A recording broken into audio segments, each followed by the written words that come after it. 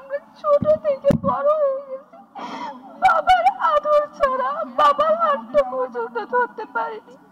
যখন আমরা একটু ছিলাম তখন এখানে আসতাম, আজকে আমরা এখানে দাঁড়িয়ে বক্তব্য দিচ্ছি। পরীক্ষা শেষে সবাই সবার বাবার সাথে খুঁজতে চাই, আজকে আমরা বাবার ছবি ধরে বাবাকে খুঁজতে আসছি। আমার বাবার দোষটা কি ছিল যে আমার বাবাকে এভাবে গুম করা হয়েছে, বছরের পর বছর নিজের পরিবার থেকে দূরে রাখা হয়েছে? আমাদের এমন কি দোষ ছিল যে আমাদের বাবাকে আমরা দেখতে পারিনি? আমার বাবাকে ফিরিয়ে দিন, আমরা আপনাদের কাছে কিচ্ছু চাই না। আমরা অনেক কান্না করছি, এখন শুধু আমরা আমার বাবাদের ফিরিয়ে চাই, বাবার হাতটা ধরতে চাই।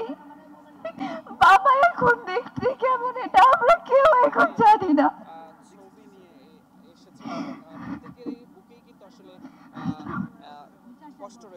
আমি আমার বাবা কেন গুম করা হয়েছে এটার বিচার চাই সবার থেকে।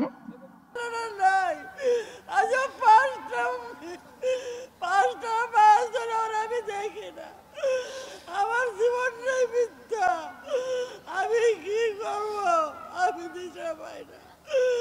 আমার ছেলে আমি চাই, আমার ছেলে কই, আমার ছেলেটা কই? আমি তো একজন দেই না আমার ছেলেটার মতন, আমি তো কেন দেই না। আমার লাশটা যদি দেয় তো আমি একটু শান্তি পাইয়া মরবো, নাহলে আমি শান্তি পাইবো না, মরে গেল সুখ পাইবো না। আমার ছেলেটারে দেওয়া, আমার ছেলেটার লাশটা আমি দেখতে চাই, আমার ছেলেটারে কোন জায়গায় নিয়ে বাড়ি দিতে আমি এও দেখতে চাই। আল্লাহ তুমি বিচার করো, হ্যাঁ বিচার।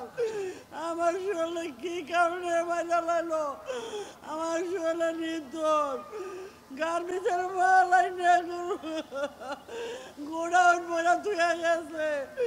আমার শরীরে এগুলো কেনা ছিলাইব, আমার কেনা বাঁচাইব, আমাকে কেউ বাঁচানো নাই কে? আমার ঘরে রান্না করে খাইব কেনা? আমার কেউ খাওয়াই নাই। আমার ছেলেরা কই? আমার ছেলেরা মিথ্যা। যারা মারছে তাদের বিচার চাও, যারা মারছে তারা বিচার পাও। আমি মরার আগে দিন দেখে যাই, আমি মরার আগে দিনে আমার দেখাই দাও তোমরা বাবারা, তোমরা যারা যারা আসো মরার আগে আমার যার এই অংশ নাকি শেখ হাসিনা আমার সামনে না দেখাও, বিচারটা